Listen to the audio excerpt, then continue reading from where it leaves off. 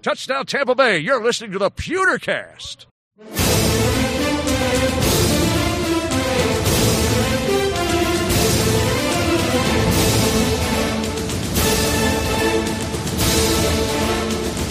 Welcome to the PewterCast. I am Brent Allen, your host, joined as always by my good friend Ren Daxt. Ren, welcome back to talking about the Bucs, buddy. Big day, man. Big day. That we're recording after the first day of tampering on Monday. Quan is gone. Humphreys is gone. Deshaun Jackson is gone. And so we sit. And there's a whole lot of other people who are not back yet. You know? Yeah, there's lots of holes to fill. Right. Lots of things that, Buck fans, I'm sure they're aware of, but maybe they're not thinking about right now. Right. So that's what we're going to do in this episode, Ren. And we're going to be talking about the state of the Bucs, and as we're looking here at the free agent period. Now, Ren, we've already done our love 'em and leave 'em episode. I think that actually was our last Buccaneers related podcast that we had, where we went through all of our pending free agents from the 2018 season and talked about whether or not we wanted to keep them around, whether or not we wanted to jettison them. This is not that episode. That's not what we're doing. We're actually taking a look at who is actually on the roster, who is left, who is under contract, and who's not, and who can we bring in to fill these holes. It's actually, I think it's good for us as Bucs fans to know where are the actual holes on the roster, just not making some assumptions. So to take a look and see what the Buccaneers will actually probably be doing here during free agency. And Ren, I know you have several players, or at least a handful of players that are not currently associated with the Buccaneers that you want to talk about. There are some guys I went through at three positions, at cornerback, at linebacker, at guard, because I think those are the three biggest holes as we sit here today. Mm-hmm. There's a lot of cornerbacks out there. There's a lot of interior linebackers that honestly I don't know who they are. The guards is interesting. I know a few more of those guys. So I just picked some names and did a quick study on sort of like some names you might be hearing from the Buccaneers. But this is definitely, I honestly really didn't have enough time to sort of do a deep dive like, this is my guy, mm-hmm. And I didn't want to pick like, interior linebacker, we'll get CJ Mosley. Well, it sounds like he's going to get north of $16 million. Right. That's not happening. Right. I'm not going to go and grab the best guard that's out there because that ain't happening. Same thing with cornerback. You saw the two safeties go today. Yeah. Tyrann Mathieu and Collins. It's like what? Yeah. So the Bucs ending the dream for so many with that Tyrann Mathieu signing. I didn't think he was going to get that much. I still thought it was possible. To come to the Buccaneers? Yeah, come to the Buccaneers, me too. But he got like north of 10 million, or it was like 12 million. It was pretty crazy. But congratulations to everyone. And, that's where you are when you have, your core offense together and some really good players on defense, and they start getting signed long-term. This is now the free agency game, if everything goes well, that the Buccaneers are going to have to play. Right. So with that, Ren, let's just say just a quick run-by of the guys that we lost today. Officially, none of these guys are surprises to us. None of these are official till Wednesday. Until Wednesday, but the reports are these are what they're doing. This is where they're going. Yes. Quan Alexander, our middle linebacker for the last 4 years, he is going to the 49ers. He'll be there on a 4-year deal worth $54 million. It's about $13.5 million a year. Yikes. Good for him. About $6.5 more million that I was willing to pay him. Sure. Per year if I was a general manager. So yeah, exactly. Good for him. Yeah. Like coming off an ACL tear, he's played 4 seasons. Has only finished 1. Has only played 16 games and 1. Not that I'm dumping on him, but he's a liability in the pass game. We've talked about it for months and months and months, and he's guesses a lot in the run game and makes a lot of plays, makes a lot of tackles, but also misses a lot of tackles, and really isn't that great of a coverage linebacker. But would have loved to see him stay. For continuity's sake, to have him and Levante. Thank you, Levante David. I almost called him Devontae David. Levante David, if this 3-4 is coming, have them play next to each other and sort of patrol the middle. But alas, like you said before, the dream is gone. and Quan Alexander is going to be making a lot of money on the other coast. Yeah. I got to tell you, I've had two buddies of mine who are 49ers fans, both who called me today, who are like, okay, so what about this Quan Alexander guy? Which one, I got to be honest, I was kind of sitting there going, really? You've not heard of Quan Alexander? Like, I was a little surprised. Like, how do you not know about this guy, Quan Alexander? He's one of our favorite players here in Tampa Bay. And, their question basically was, did we just overpay for this guy? Like, so what did you tell him? Do what? I said, yes, I think you did. I was like, but I don't know your cap situation. The Tampa Bay Buccaneers are in a cap crunch. And they're like, yeah, no, we have like the most cap room in the league. Like, okay, fine. Then sign him. And I'm glad that he made his money, and I said, listen, he's basically everything that we say on the show. He's got his issues, but you're going to like having him on your team. Yep. So, and the other caveat that I think we have to put to literally everybody who's been on the squad for any amount of time, the last 3 years they've been, at least on the defense, they've been under Mike Smith. Like, if he had proper coaching, who knows where Quan could have been? You know what I mean? Yeah, or a different scheme. You're like, right? How good is he? I'd like to tell you, but I really can't. Exactly. And that's literally what I said. I was like, I don't know.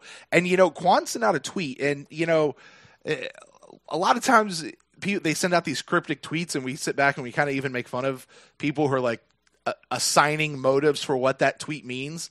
But he did send this one out, and it did kind of raise the hairs on the back of my head a little bit, where he said, out of the mud. Right. And I was like, what? Now that one I want to know about. Like, what do you mean by that? Does that just to do with... you were thinking about Bucs? Yeah, like, is he talking about he's out of Tampa Bay, he's out of the mud, or is he now talking about the financial situation that, he's maybe had to grow up in a not great financial situation, and now he's set for him and his family for the rest of his life and maybe even his kids' lives.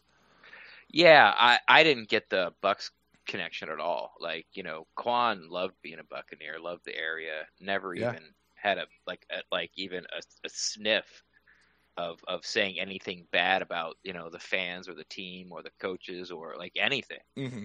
When a lot of other players would say something cryptic like, I'm just a good soldier, I'm doing what I'm told.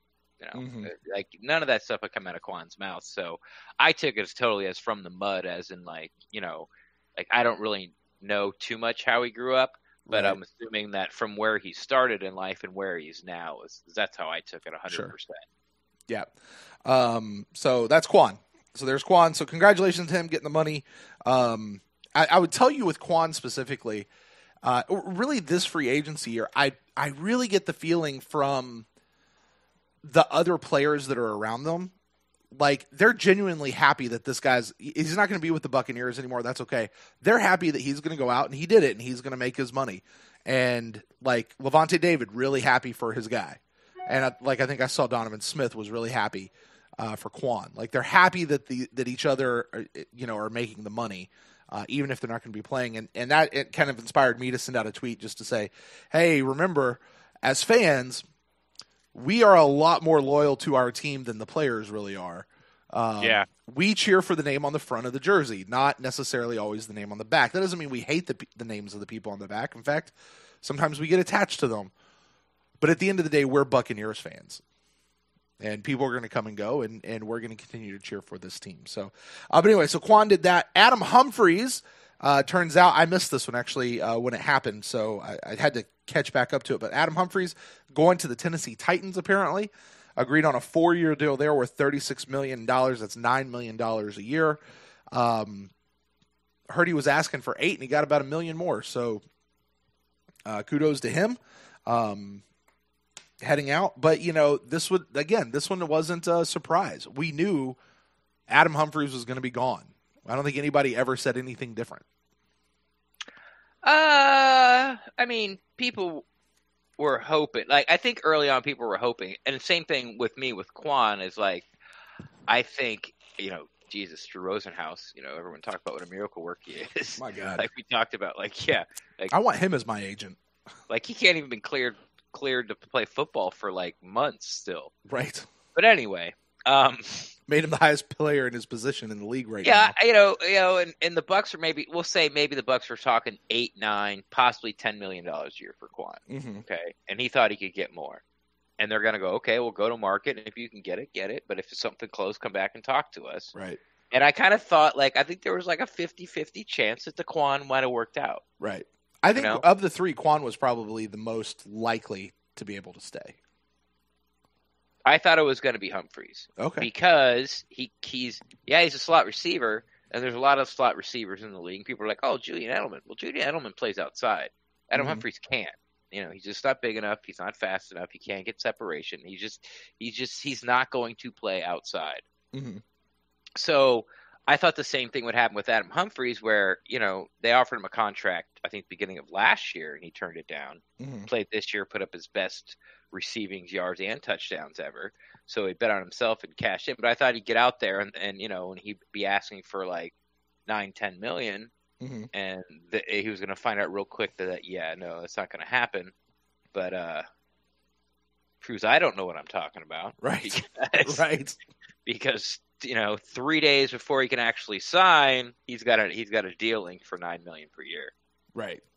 And then Deshaun Jackson, to wrap up this port right here, of course, not only did I think we know he was gone, a lot of us were rooting for him to be gone. And by us, I mean me, because I was very much in that camp. But he is gone, apparently, in a trade to the Eagles. We're going to pick up okay, Ren, can you help me clear this up? Because I keep seeing two different reports. Okay. We traded him for a 6th rounder this year and a 7th rounder next year, or Incorrect. We swapped a 6th rounder this year for a 7th rounder next year. That's not really the best way to say it either. Okay. What we get is a 6th rounder this year, which we don't have. Right. Which I really like, because I remember telling you, I think last time we were on, that, I've been doing a lot of mock drafts, and it's sort of hard to hit all the needs on defense. Mm-hmm. Before free agency started, I just need one more draft pick. Like, I need that 6th rounder, and now we have it. So I think that's good. So we get the 6th rounder, and the Eagles get a 6th rounder this year. The Eagles get Deshaun Jackson and our 7th rounder next year. Okay. And all of that depended on Deshaun coming to terms with the Eagles on a new contract, because that's the way that kind of stuff works.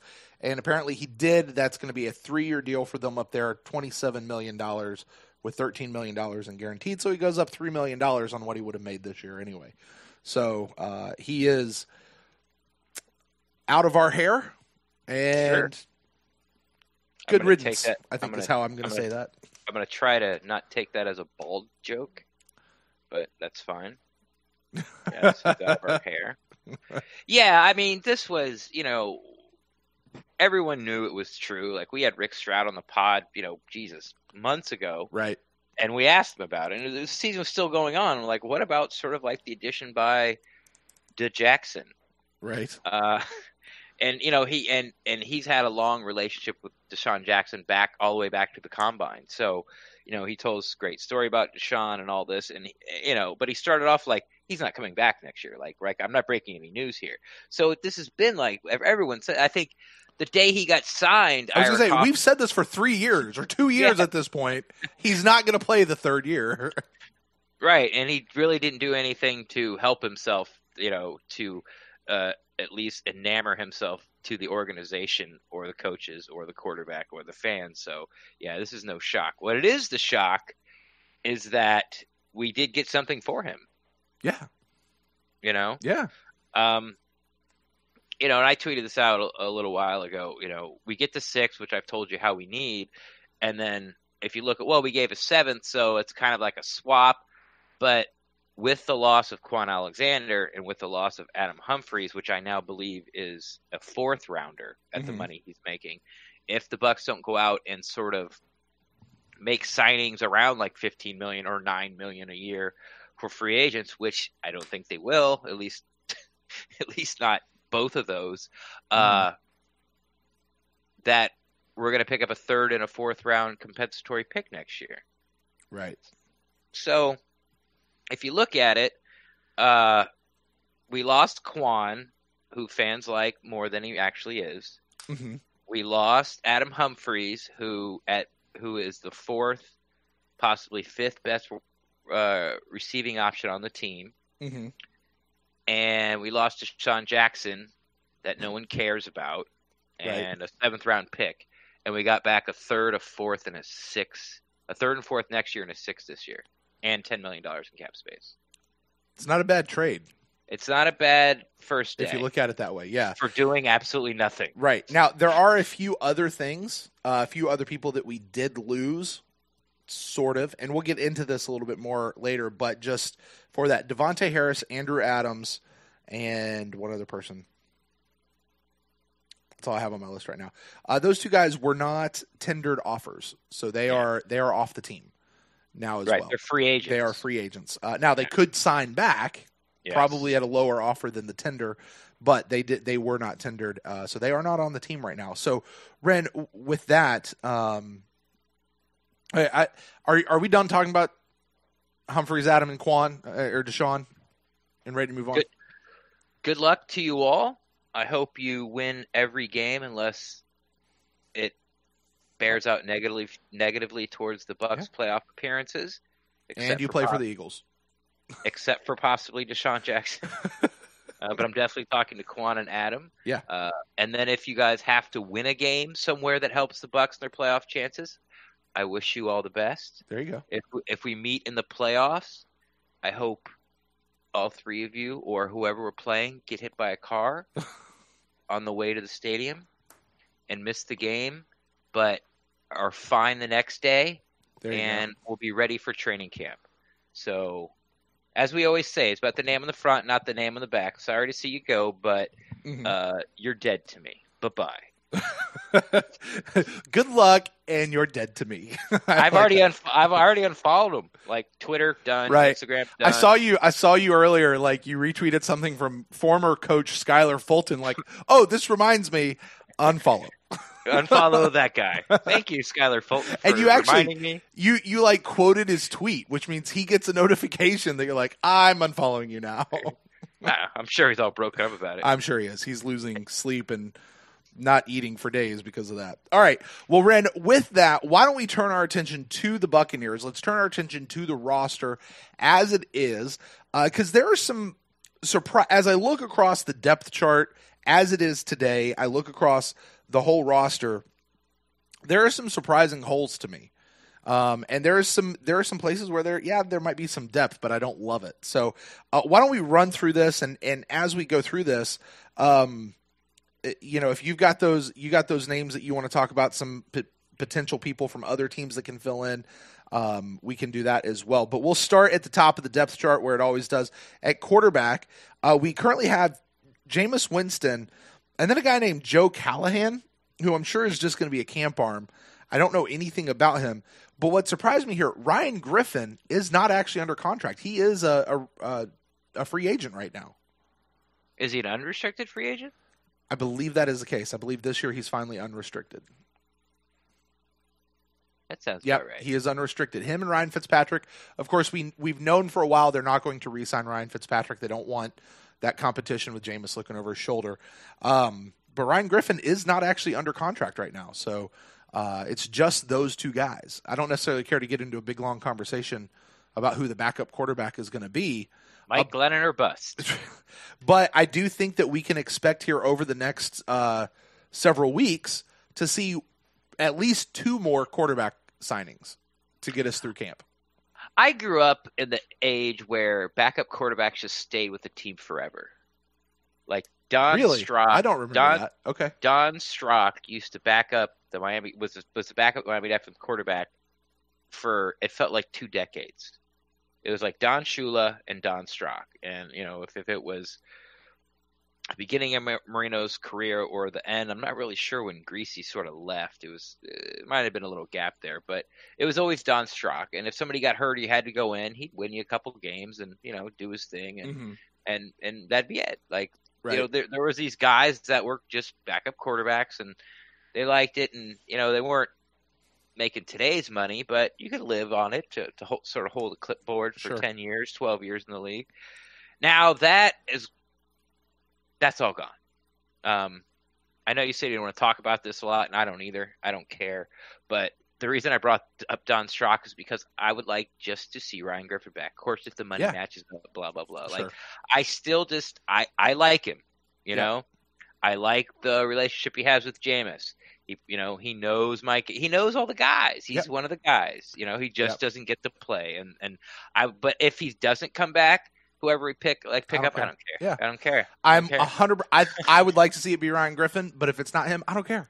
Yeah, I don't care. I don't care to have a big backup quarterback battle in camp. I don't care.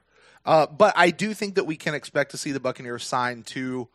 I think it will be. Will they go into camp with 4 quarterbacks? Oh yeah. It could just be 3. No, would it be 4?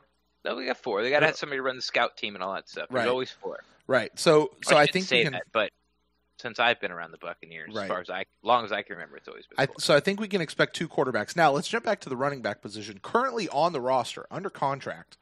And by the way, this is all coming from a pretty cool source called Roster Resource, which actually keeps the up-to-date roster as it is, like, as of the moment, not like the Buccaneers roster, which is about 3 months out of date. Unlike Buccaneers.com. Right. That currently on the roster as running backs, we have Ronald Jones the second. Mm-hmm. We have Sean Wilson, Dare Ogunbowale, and then our new signing, Andre Ellington. Mm-hmm. Notable absence, especially regarding our last podcast that we had with the coaching panel, Peyton Barber is not on this list.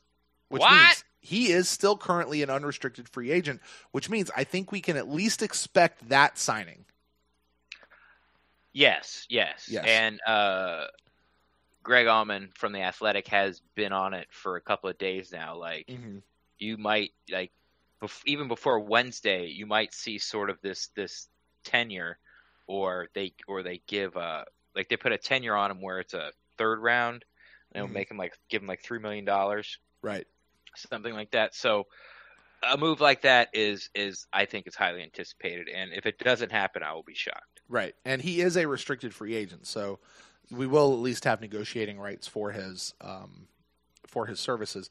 Jacquizz Rodgers, by the way, also not under contract, and I don't think we will expect him. Here's my question, though. Assuming we sign Peyton Barber back, that's going to give us 5 running backs going into camp. Mm-hmm. Are we going to sign?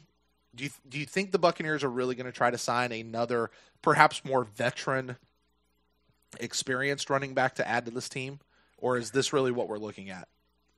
I don't know. I mean, I don't want to say for sure one way or the other, but for me, I've gone on record and I've said it many times. Like, we've talked about it. We were there. We heard Bruce Arians. We heard it in his voice. You heard it in his voice. Yeah. We also heard it at the Combine in his interview. I think it was the private interview with just the local media guys, not the podium interview. But he talks about Peyton Barber without prompting anytime you shove a microphone in his face once he's seen the film. Right. So we got Peyton Barber. They're not going to throw away Rojo. Right. They're just not. We said it, like, is Rojo a bust? I don't know. You know why? He's touched the ball like 30 times. Mm-hmm. Like, I have no idea. We don't know anything about him right now. Yeah. Am I happy with him? No. But is he a bust? I don't know. Right. I don't know. So you got Rojo. We talked about Ellington is now here, who's basically it's just a swap out for Jacquizz Rodgers. Sure. It's a 3rd down back, picks up the blitz, can catch the ball in the backfield. Dirk Cutter had a guy he trusted. Bruce Arians brought in the guy he trusts. Right. It's Ellington. Okay? And then we got Sean Wilson and the power back Ogunbowale. Mm-hmm. So are we going to go out and get like a Mark Ingram or draft a running back? I just don't see it this year. Yeah, I don't either. I just don't either. Yeah. I mean, if they do, that would give us 2 running backs to sign. I just don't see that happening. If they do, it's going to be like a low round guy, like one of these Sean Wilsons or Dare Ogunbowale. And when we get to the 53-man roster later on this year, I think a conversation to have is how many running backs will they intend to keep? Are we going to go back to 3 like we ran for a lot of years here in Tampa Bay? Or are we going to be 4 like we've been for the last couple of years? But so far that's 3 signings that I think we can anticipate the Buccaneers having to make here for the roster. All right, now we move over to the wide receivers. Of course, we've lost 2 wide receivers today, but that still leaves us Mike Evans, Chris Godwin, Bobo Wilson is still on the team. Justin Watson is still on the team, our draft pick from last year. You got height on Justin Watson there? Yeah, he's 6'3", 215. Okay. And then we have a guy that we signed here in the offseason, KJ Brent, who was a free agent out of looks like Indianapolis. He was released by Indianapolis. He was drafted in 2016 by the Raiders. So, or maybe he went undrafted by the Raiders in 2016 when he came to the league. So he's got a little bit of experience on him, but that's the current wide receiver room. I don't see us making too many. If we add to this, it's only going to be through the draft. I don't see this being a big free agent thing at all. I ain't gonna add it through the draft. Another thing I've been banging the drum on. I think it's gonna there's gonna be more wide receivers in camp as undrafted free agents. Sure. But getting like a free agent wide receiver like come Wednesday, Thursday, Friday, Saturday, it's just not gonna happen. Yeah. I mean, like we got Mike, we got Chris, and we got some backups. We got OJ Howard. You got Cam Brate. Exactly. Like, why are you gonna go get a wide receiver who's gonna be your 4th best option at best? Right. At best. And pay them some of that precious few dollars that we have to spend here in Tampa. Yeah. And he might be behind Brate. Okay, we don't have a slot guy. Who cares? Right. It's like, who New England throws the ball to? They throw it to Edelman, they throw it to Gronk, and they throw it to White, the running back out of the backfield. That's all they throw it to. Mm-hmm. 3 or 4 passes go to Dorsett a game, and 3 or 4 passes go to somebody else. Tom Brady throws it 40 times a game. You know where the other 30 go? Those 3 guys. Like, we're fine. We're fine. Yep, we're good. We're good. Now, speaking of those guys, O.J. Howard and Cameron Brate, the tight ends that we have O.J. Howard, we have Cameron Brate. I know a lot of people have been saying to cut Cameron Brate. Rick Stroud has since reported that he believes Cameron Brate will stay. He also reported he thinks Gerald McCoy is going to stay, and then came back and said Gerald McCoy could still go. So, I don't anticipate Cameron Brate going anywhere. That's those 2 guys. We also still have our guy Anthony Auclair out of Canada, who has been around, who tells us to call him Ant. And then we still have a couple of familiar names from last year that are back on the roster, Donnie Ernsberger and Tanner Hudson. But for the same reason that I don't see us adding a wide receiver, I don't see us adding a tight end. Why? Like we knew. Okay. I mean, not like a big. I mean, like a big name here in free agency. Yeah, that's what I mean. But I was like, why would we? Exactly. Oh, yes, yeah. Exactly. I mean, Howard, Brate, Auclair. I'd be really interested how Bruce Arians and the new staff view Auclair. Yeah. It's gonna be really interesting. Like, I would not be shocked. Like, they just throw him out on his keister like tomorrow. Ooh. I wouldn't be shocked. You there? Okay. I really wouldn't. I mean, you got O.J. Howard and Brate. Like, I don't know how much money he's making or whatever, but it just might not be a fit. Who knows? Sure. But Arnsberger, which one is it? Donnie Ernsberger was kind of like the hot name coming into training camp. Like, this is the guy that's going to make Alan Cross expendable. Mm-hmm. And he got hurt early. And then Tanner Hudson started making some nice catches in practice. Right. But right around then, we found out of exactly how much Dirk Cutter liked Alan Cross. Like, well, what about Alan Cross? You've got some competition. Claire's here, Ernsberger, Hudson's making a push. And Dirk Cutter's kind of laughed and said, I don't think you really understand what a good football player Alan Cross is. So all that talk went away. Yeah. So why are we going to bring somebody in if we know that Jason Light likes Hudson, likes Ernsberger, likes Auclair? We have Brate, we have Howard. Like, there's plenty to pick from. There's plenty. Right. Out of those last 3 guys, we can find a 3rd tight end. Sure. Exactly. So set at the wide receiver position, set at the tight end position. Let's talk about the offensive line. Sure. We know that on the 53-man roster, at least Cutter liked to keep 9 offensive linemen. That's probably pretty standard across the league, give or take 1 or 2, one. I think. Right, give or take 1. But 9 seems pretty standard. Now, across the line, we have Donovan Smith is back. We've already re-signed him. Ali Marpet is back on a multi-year deal from last year. Ryan Jensen is back as our big free agent guy from last year. DeMar Dotson, they picked up his option. So that is a move that they had to make this year. It's criminal. Like, what's he making? Like $2 million? Something like that. No, it's like 6, but really it's like, oh man. Yeah. Can you imagine playing long enough where when you sign like sort of that big contract like 5 years ago, you're like, wow, I'm like one of the top 10 highest paid Sure. left tackles in the league. And then before you play that out, it's like the snot-nosed rookie guard next to you is like making double. You're like, it's like, yeah, wow. you're like, wow. Yeah. It's yes. Yeah, exactly. So you have that. Now there is still this big hole at right guard. There is, because we've been told that Caleb Benenoch, who is still on the team, is going to kick out to tackle. Right. Also, as a tackle, though, we do have Cole Boozer, who was on our practice squad a lot last year, right? As a backup. The only guy that I could see on the roster right now, probably ready to move into the guard position, might even be this guy Evan Smith, who's been around the team. He is actually still on the roster. He is. But we also have Alex Kappa and Michael Leedkey, who they did tender an offer on Leedkey as well. But remember, Leedkey before last year was a guard. Right. And he realized that the guard was really overcrowded, Uh-huh. and they kind of needed bodies out at left tackle. Right.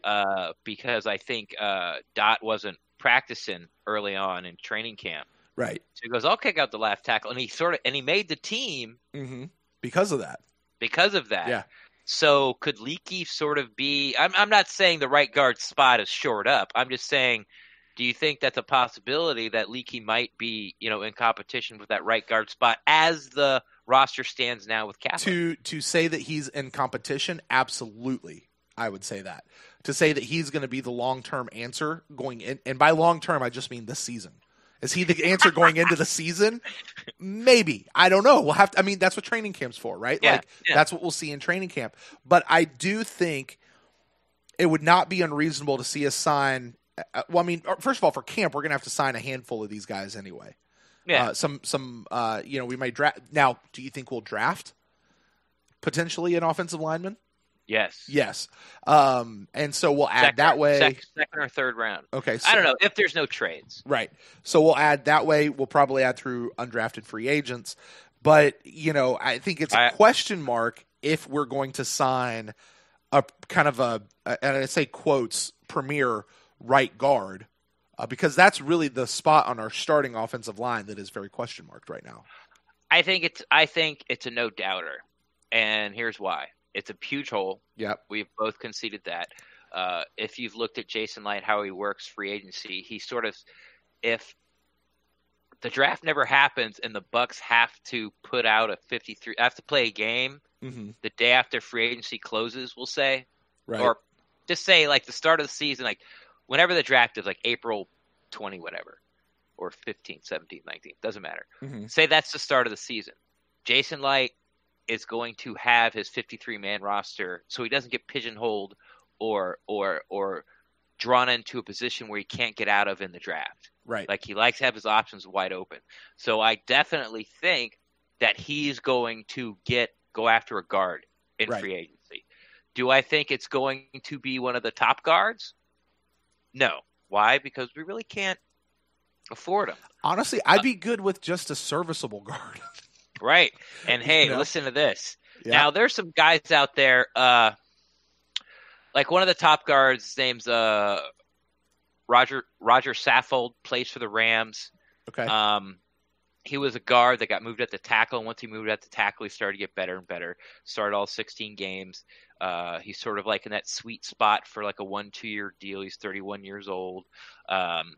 Plays like 90% of the plays year after year after year. But he's probably going to be looking at like $8 million a year, maybe. Okay. He might be able to get him for $6 million. That's a lot of money. It is a lot of money. But if it's only a 1 or 2 year deal, it can be done. Okay. I mean, basically, you toss out Bo Allen, and there you go. Right. Like you're close. You know what I'm saying? But here's the one I thought was interesting. Like Quentin Span's an interesting guy. Plays for Tennessee. Lo and behold, hey, Kevon Pamphee is available. Oh, is he? Yeah, but bring him home. Bring him home, Ren. But just wait. A Pro Bowl alternate guard from 2018 that only made $1.5 million last year is up for grabs. And who his is name that? is J.R. Sweezy. No. Yeah. No. Yeah. No. No. Oh my gosh. Oh my gosh. Bring Sweezy back. Hey, listen, but here's the thing, okay? I'm okay getting a serviceable guy here. We could use some of that money that we just got from Deshaun Jackson, but actually, if we can't. We can't. Because of other things. I'm keeping this at a 0 right now. Okay. After we leave, because we said this, and I don't mean to sort of interrupt you here, but I'm gonna. With the rookie pool, yeah, and then sort of with that extra money, that extra $2-3 million, you like to have the start of the season when a player goes down, you got to sign a free agent. Sure, you sort of need that cushion there. That's where we're at right now, because we're like at 12, 12 and a half, 12.1, something like that. So that. Isn't the rookie pool already counted in, like before the 12 that we're at right now? Is it? I don't know. See, this is the thing that keeps going back. My understanding is yes, it is. But either way, I get your point. But the point that I was trying to make, we could use some of that money, maybe, but maybe we not because of what you just said. But Evan Smith is slated to make $2 million this year. Yeah, Caleb Benenoch is slated to make right about 2.1, and if we cut him, it'll be a 2.025 savings. So, between those two guys, if we don't like one of them, we can cut them and use that money instead to sign J.R. Sweezy. Bring him home for $500,000 more than what he was making last year. What was Kevin Pamphile making? I don't know. What would he couldn't be worth a ton, could he? Let me find him. Give me a second. Kevon Pamphile was making 1.4. Okay, so both of those guys are definitely in our price range. I would personally think I'd want Kevin Pamphile back over J.R. Sweezy, to be honest. I would say there's close to 40 guards that are free agents right now. Yeah. And only the top 5 made more than $3 million last year. So this should be a very doable signing for the Buccaneers, is what we're saying. Exactly. All right, so for those of you keeping track at home, we should expect to see a couple of quarterbacks signed, 1, maybe 2 running backs, probably just 1, and we should definitely see another offensive. That's a free agent? Are we talking about free agency or? Yeah, free agents.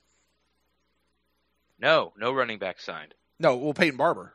We got to get Peyton Barber signed. I'm sorry. Yeah. I'm sorry. Yeah, and then 1 offensive lineman, and plus we'll probably see a couple of undrafted guys, and we'll see a guy in the draft as well to come through. So those are some moves that I think we can anticipate the Buccaneers making here in free agency as we continue to go down the line.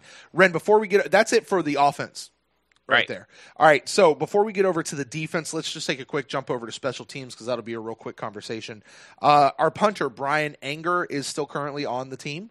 They could switch him out, maybe try to go with the cheaper option. I think he's due like $3 million this year. Right. We'll see. We do have a long snapper. I didn't think we actually had a long snapper on the roster, but we do. His name is Zach Triner, something of that nature. Sure, he's a long snapper. He's a free agent out of Green Bay. I know you had mentioned on our last Showtime with the Apollos episode, long snapper Drew Ferris, who was with Tampa Bay in camp last year, is a potential. He's doing okay in the Alliance, so we'll keep an eye on that. But I don't anticipate that being that's not going to be a big signing at all, if anything happens. But the other one that I would keep an eye on is the kicking position with Philip Anderson. He is the only kicker currently on contract for the team. He's this kid, I think, out of Germany or someplace like that. Yeah, that's right. Yeah. Went to the Michael Husted kicking camp. Right. So was it during the combine? Yeah, it was during the combine. Yeah. I'm not sure. Now here's the question: Senior Bowl, during the Senior Bowl. All right. So Michael Husted holds his kicking camp in Mobile during the Senior Bowl.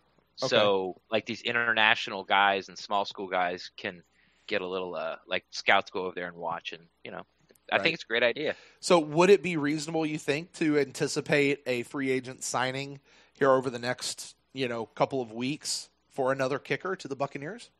Absolutely. Yeah. So they're getting Fry from the Apollos. We're just going to take all the Apollos special teamers, take all 3 of them, and give them helmet stickers and a year's supply of Yoo-Hoo. And they're going to play. And you heard it, Fry from the Apollos. For those of you who don't listen to our show, Showtime with the Apollos, Fry, who is the kicker for the Apollos, he's perfect on the season. Mm-hmm. Hasn't missed one. He's 11 for 11 through 5 games. And hit 2 in the snow. 240 plus yarders in the snow. Yeah. I don't know how strong his leg is. Obviously, I'm kidding. If Jason Light had a better record at selecting kickers, I'd be really kidding. Yeah, let's face it, he's not had one, has he? Yeah, I'm sort of half kidding on this. Right. But, yeah, I mean, if it's Santos or whoever it is, it all depends on how the special teams coach, Keith Armstrong, wants his kickoffs to be. If it really sounded like that he prefers sort of the mortar kick, coffin corner kickoff. Mm-hmm.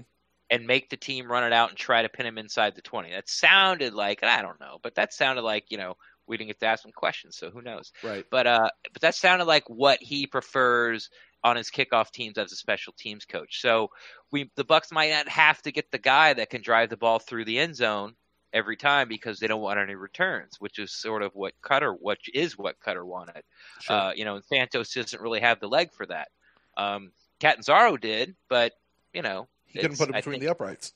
Yeah, it's more important, right, to actually make it than it is to kick it through the end zone. So, right. Someone's going to sign. If it's Santos, whoever, we're just kind of kidding around, and we'll see. But it's not going to be, it's going to be around.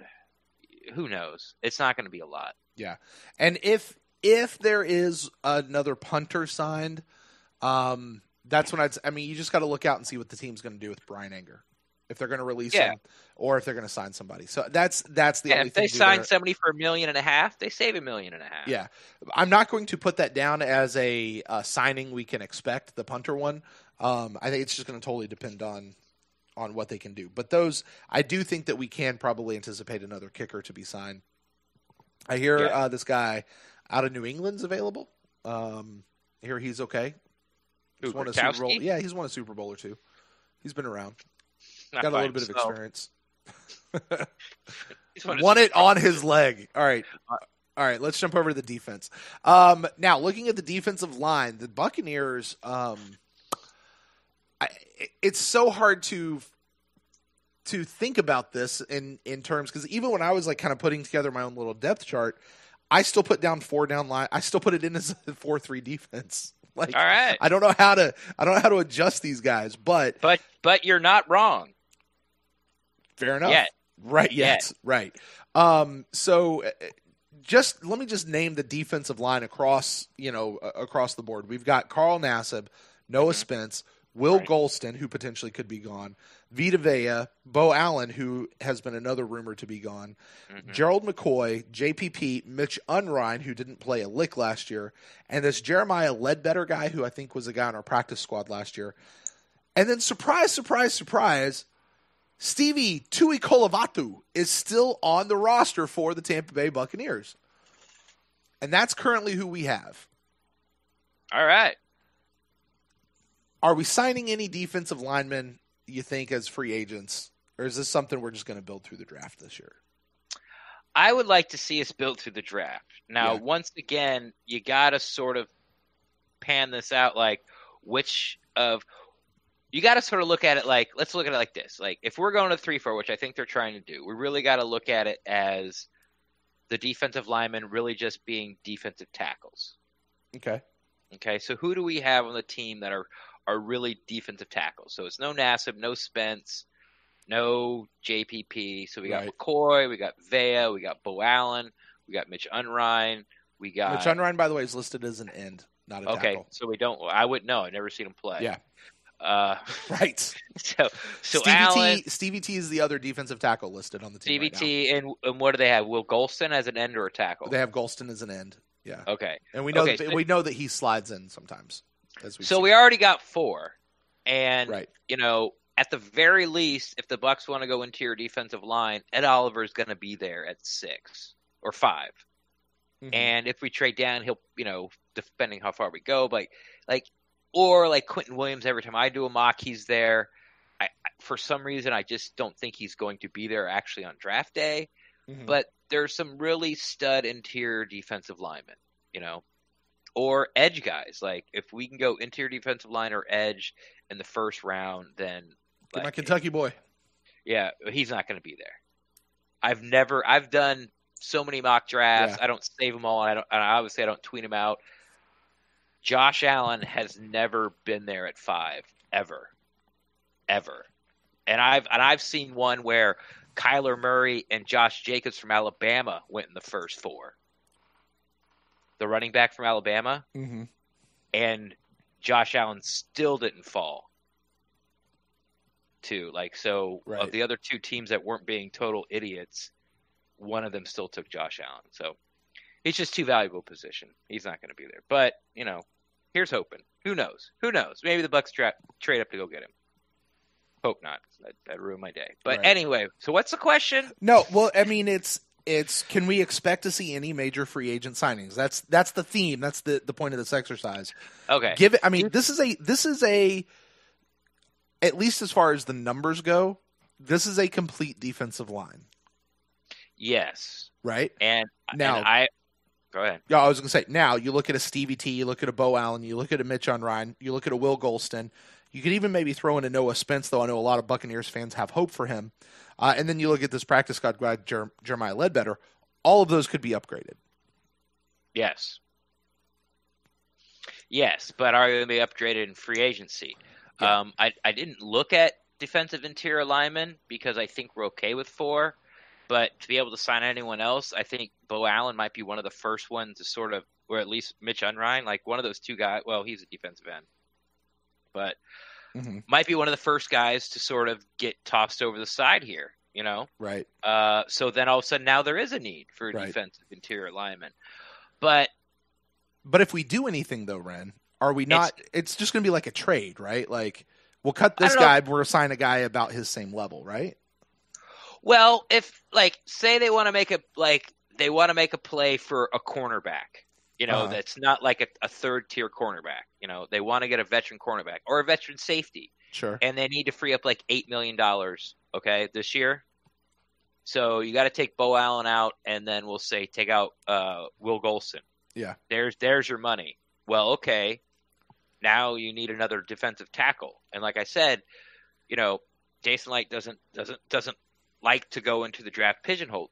So if that happens, which I can really see happening, Bo Allen getting jettisoned, if they replace him, it's going to be by somebody nobody knows who the hell he is. Yeah.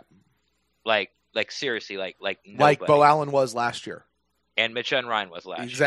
Exactly. And I'll be perfectly honest with you listeners, I'm not digging through the 50 defensive interior linemen and looking up all their stats and their injury and seeing which one would be the best one. I'm not doing it. Right. You can do it. Right. You can do it and sort of tweet at me and say, hey, have a look at this guy. What do you think? And I'll look at him and dig into him and go, yeah, I like him or I don't like him or, we don't need him or that. But as far as, I'm not doing it. Right. So just for the tracking purposes, it would not be out of the realm of possibility to see the Buccaneers sign at least one defensive lineman, albeit probably a low-level defensive lineman. Yeah. Ndamukong Suh is not coming here. No. Right. Sheldon this is not going to be a Richardson, major Muhammad signing. Wilkerson, Beanie Logan, Danny Shelton. These guys aren't coming here. Right. Ooh, Clint McDonald. He might come back. Hey, that'd be fun. Now, so with that said, of the 2 quarterbacks we've talked about signing, the 1, maybe 2 running backs, it'll just be 1. The offensive lineman, the kicker, and the low-level defensive lineman. As of yet, we don't have a major big money free agent spender. The next couple of groups, though, Ren, is where the Buccaneers might have to open up the checkbook a little bit. Right. Let's jump back to the linebacking position. Okay. In this group, we currently have, this would be our starting 3, supposedly, would be Levante David, Riley Bulla as the Mike linebacker, and then Kendall Beckwith, provided he comes back from injury. Right. Those would be the 3 that we currently have on the roster under contract. Joining them in this group, we have Devontae Bond, who was just picked up again. We have 2 undrafted guys, free agents, that the Bucs have signed. Basically, these are practice squad guys or guys for camp. Corey Nelson and Hunter Dimick, guys you've never heard of before in your life. And then we have Jack Sitchie as a backup middle linebacker coming off of an injury, our draft pick from last year. Right. That's it. Yeah. So we need at least 1 more starting caliber inside linebacker. Right. Now, you've been out there looking at these guys. We're probably looking at, I mean, the Buccaneers have options to get more money available. Yes. But they still need, they still have, some money right now, a little bit, I guess. So what do you got out there for us, Ren? Well, I guess it all depends on if that rookie salary pool is included in the $12 million or not. Right. And I believe you, but I just I haven't seen it for myself, and I'm just that type of guy. Now, someone who has been linked, late, today through Twitter is Deion Buchanan. Played for Todd Bowles, played for Bruce Arians, and also a lot of people have talked about Kevin Minter. Because we brought him, and he actually had some pretty good games for us, as the middle linebacker once Quan went down, but then he ended up going down, and that's when they started turning to Riley Bulla. Adarius Taylor's out there. We're familiar with him, but sort of the top guys are like there's Brandon Marshall. Used to play for Tennessee. He played on a 1-year deal with Denver, but he cost like $4 or $5 million. Everyone's talking about C.J. Mosley, but now they're talking like $16 million, so he's probably gone. Manti Te'o, famous for a lot of reasons besides playing middle linebacker for an NFL team, but he had an okay, he's been fine. He's been just a guy. But right now, before the draft, we just might have to go with just a guy. Right. Some of the top names out there, Jordan Hicks from Philly.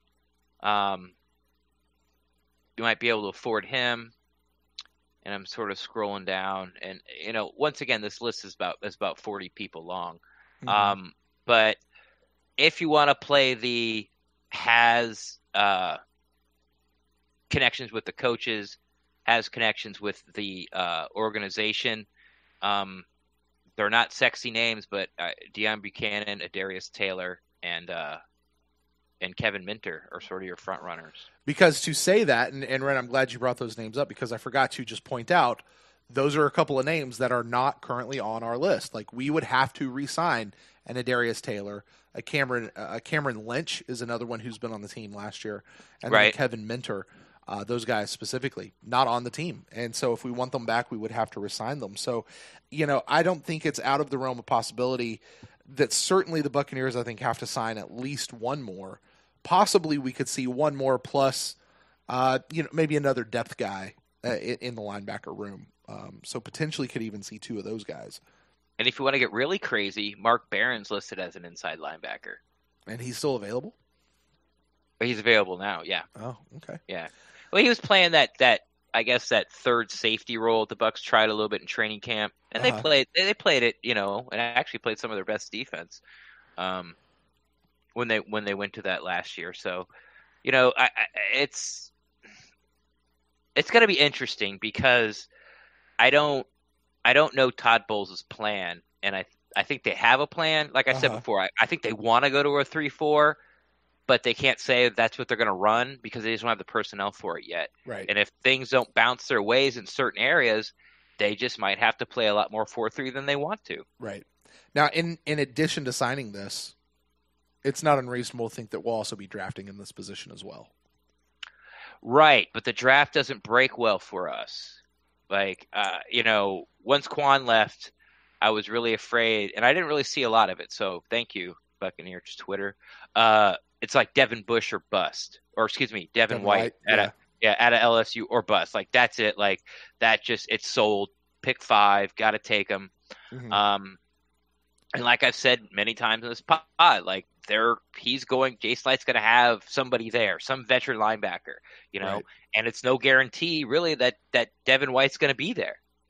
So, they might have to trade down, but sort of like there's the big 3 linebackers. There's Devin White, there's Devin Bush, and then there's Mac Wilson out of Alabama. And then there's like this kind of big drop off. I know this kid from Notre Dame, Drew Tillard, I think it is. He's been getting some pub. He had a lot of knee injuries in college, and people were kind of questioning his athleticism, and then he tested really well at the combine. And, for guys coming back from injuries, it's very important. Those drills actually really do matter for guys like that. Right. So he's starting to gain steam. That was somebody I could pick up in the 4th round a lot. Now I'm not seeing him there. So it's linebacker, no draft, like no trades and things like that. But the draft board really not breaking really well for the Bucs to get value at the linebacker position.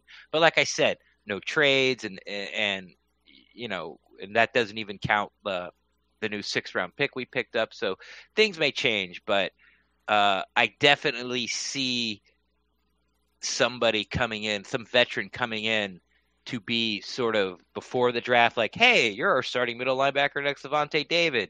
And then after the draft, hey, you're not. I mean, and could either one of those, or do you think that maybe even a front runner for those 2 spots could be an Adarius Taylor or Kevin Minter? Yeah, for sure. Yeah. Because really in their hearts of hearts, they know that they're going to have to upgrade there. Like if they go some with Brandon Marshall, or they go out and pay out through the nose and figure out some, Mike Greenberg and Jay Slite do some magic with CJ Mosley, then that's different, right? But there's really not a sort of like these big name middle linebackers out there because one, they don't get a lot of pub, because they're middle linebackers and they're not edge rushers. So I mean, but there could be like okay, I'll just pick a name. Antonio Morrison, Green Bay. Maybe they pick him. Josh Keys, Houston, 26 years old. Maybe they get him. Zach Virgil, 28 years old, Washington. Maybe they take him. It might be a guy we've never heard of. But, for the sake of this pod and our listeners, those are 3 guys that are out there. They either have had ties to the Buccaneers or have had ties that people know the Buccaneers have been talking to them, which is the case of Buchanan. All right, so those could be a couple of guys. So, yeah, definitely looking at 1 or 2 linebacker signings. Wouldn't be surprised if that might be our own guys coming back. And definitely look for that in the draft. All right, you got any other linebacker guys, or you want to go ahead and jump back to the cornerback spot? Let's go CBs. All right, cornerbacks. Now, cornerbacks on the roster currently right now. Here's who we have. We've got Carlton Davis. We've got Vernon Hargraves coming off of an injury. We've got Ryan Smith, draft pick from a couple of years ago. We've got Devontae Harris, but the Bucs have not tendered him an offer, but he is an exclusive rights free agent, so he will flip over to an unrestricted free agent because they've not tendered him an offer. Could possibly come back, but he is still technically on the roster till Wednesday. But he is not. He has not been tendered. We do have. From what I understand, he's a free agent. He's pretty much gone. Intents and purposes. He's gone. But we do have David Rivers, a guy who kind of popped in mid-season sometime last year. Played a little bit. Didn't play a ton, but he was around. So we have him, and that's it for our cornerback room. Mm-hmm. 4 guys, effectively. Yep. Andrew Adams, by the way, in case anybody's wondering, I know he was really more of safety, but he came down quite a bit and did some cornerback stuff for us. He also not tendered, so he is not on the team anymore either. So those are our guys. I mean, it's just the 4. It's Carlton, Ryan Davis, VH3. So they David have to Rivers. sign 1, probably 2. Yeah. Well, the first guy on my list, top of the board, it has Brent Grimes. No. Okay. Second guy on my board. I just thought it was funny where I opened it up and big Brent old Grimes fat no. I was like, really, Brent Grimes? People are talking about Morris Claiborne from the Jets. 29 years old. What's he going to cost? I don't know. Like, here's the thing. The Bucs should probably be very serious about signing some type of veteran presence in the secondary, either it be corner or safety. Now, the Bucs already have 4 safeties on the roster, but if you're in a cap crunch situation, safeties come cheaper. So this is going to be very tricky. I think this is going to kind of go like the defensive tackle goes. Like if they, like I know they need a corner, but I don't think they're going to break the bank for him. But some interesting names are out there as far as like Buck fans, might know. Like Morris Claiborne, we might get priced out on him, or we're going to have to make some serious move to get him. Jason McCourty out of New England, a lot of people have heard of him. Bryce Callahan from Chicago, he's highly rated. I think he's in the top 100 free agents on a lot of websites. But the top free agent as a corner is guess who? Top free agent as a corner, and it's not Brent Grimes. And as heavily Brent Grimes is at the top of the list. He wasn't top rated. He was. I just opened up. It was like Brent Grimes. Free agent as a corner. I have no clue. I couldn't even make a guess at this. Heavy ties to Jameis. Darby. Ronald Darby. Yeah. Let's. Well, this is not about our personal opinions. Ronald Darby is out there, huh? Yeah. Oh boy, that's gonna go well. And for people who are freak out about Darby, let me remind you. Yes, Darby was there at the incident in college, and yes, Darby was there at the incident at the nightclub. The Uber, we'll call it. Ronald Darby didn't do anything wrong in either of those two instances. It's true. So if you're not a Bucs fan and you're looking at this, from the outside in, the narrative would go, Ronald Darby needs to stay away from Jameis Winston, not the other way around. Because Jameis Winston does some stupid stuff when Ronald Darby's around. Unless Darby is one of those guys that, like, he's the mastermind and the idea, and he just knows how to get the other people to do stuff around. Hey, you go ahead and jump off that thing. Let's see how that goes before I do it myself. Yeah. Twist it any way you want to. So, but I mean, for the purposes of this discussion, what we can expect the Buccaneers to do, one or two cornerbacks, certainly. And this one could be a spot where they're going to spend some money. Right now, the linebacker spot, the cornerback spot, and we'll talk about safety here in just a second, but these are two places where the Buccaneers could potentially be spending some money. Yeah, to fill an obvious need, with and both spots sort of need this veteran presence. You can't get sort of this unknown to be your. Well, I guess you can, but you're fully intentioning on drafting someone better in the draft. But these spots are going to get filled in free agency. They are, because we just need more interior linebackers and we just need more cornerbacks. We just have to. Right. So, and since it's so thin with experience, especially at cornerback, these are some of the places they might have to, open up the checkbook. So right. And just for the record, Josh Shaw, who was with the team last year, he is an unrestricted free agent, not signed. Javian Elliott, also not signed. He is a restricted free agent, but the Buccaneers, no report of him being tendered, so he will hit the open market as an unrestricted free agent this season as well. He will. He's right here on the list. Yeah. So right next to Devontae Harris. That's weird. Right. So for those of you keeping along with the math at home, that is, let's hear 6, 7. We're up to about 10, 11 signings that the Buccaneers are going to have to make here in free agency before we hit the draft. So quite a few moves, but we still have this last position to talk about, the safeties. Not on the team. Let's talk about that guy real quick. Chris Conte. Sam Shields, cornerback. Eric Rowe, cornerback. Just some other names. A couple of names. Recognize, okay. Because I feel like I did a terrible job on that. But please continue. Chris Conte. Yeah, Chris Conte, not on the team. However, the people who are on the team, Justin Evans, Jordan Whitehead, MJ Stewart being moved back from the cornerback position, and Isaiah Johnson, who they did tender an offer to. So he could potentially wind up with another team. Doubt it's going to happen. He'll pretty much be back with Buccaneers, at least through camp.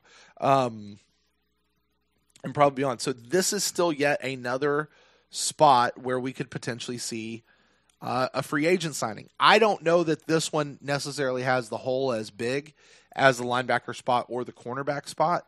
Yeah. They have invested, that's 3 draft picks that I just talked about right there in recent years at the safety position between Justin Evans, MJ Stewart, and Jordan Whitehead. And Carlton Davis. Well, no, I'm talking about the safety position. Yeah, it's true. So, Sorry, yeah. But yes, Carlton Davis. And if you want to go back to that, you could even say Ryan Smith and VH3. These are all homegrown. I mean, this secondary bunch of babies unit, back there. yeah, it's all our guys. VH3, man, we just need him to. I got to tell you about him specifically. I need to see him stay healthy because I really want to see what he's grown into. Yeah, because we know he had a crappy second year. He had a meh first year, had a real crappy second year for the first half of the year, and then he got injured and came back for his third year. Everything was looking great. He gets injured again. We don't know anything about this kid right now. I'm not ready to sign off to write him off, but I just don't know anything about him. So would like to see something there. But I do think we could potentially see a signing in this group, maybe. What's that? Ren, check it Twitter. Was not. Okay, it was. Facebook. Yeah. Ren on Facebook. Guarantee that doesn't happen. No, I'm saying for the safety position, we could potentially, maybe even probably see a free agent signing here in the secondary. Yeah. I didn't dive into the safeties at all with my gusto that I did with the cornerbacks, linebackers, and guards. Obviously that top-notch analysis from that. But I touched on a little bit. Like, they need a veteran presence somewhere. I mean, like, who's the veteran back there? Justin Evans. Yeah, was starting his third year. Right. So I know, of course, everybody knows there's a lot of Tyrann Mathieu, Honey Badger talk, but the tender they offered Isaiah Johnson is pretty recent. Like, it's in the last couple of days. Mm-hmm. And once that happened, that's 4 safeties under contract, and that Tyrann Mathieu train was that started leaving the station sure. as soon as you saw that. But the safety market once again this year is very strong. The appetite for safeties, as far as value in the NFL and people wanting to pay top dollar for them, is not. So it would make a lot of sense, especially if MJ Stewart was playing corner. But he's not. So I wouldn't be surprised. I didn't dig into who's out there. Like, I could look at it real quick and probably rattle off 5 or 6 guys that even you, Brent, would know. Right. So I'm going to try that real quick. Let's see. Sure. Oh, wait. I thought they broke up in strong and free. I'm like, I'm not doing that.